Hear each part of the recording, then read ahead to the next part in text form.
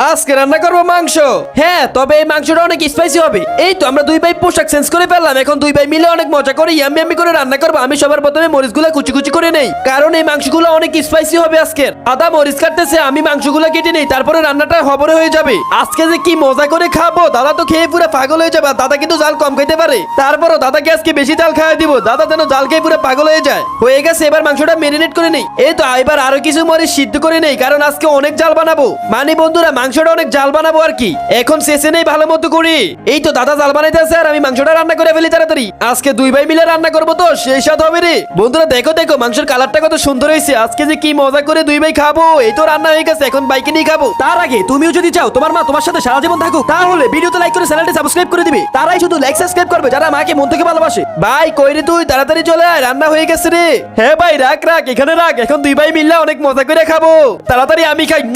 আরে ইয়ামি, এটা তো সেটা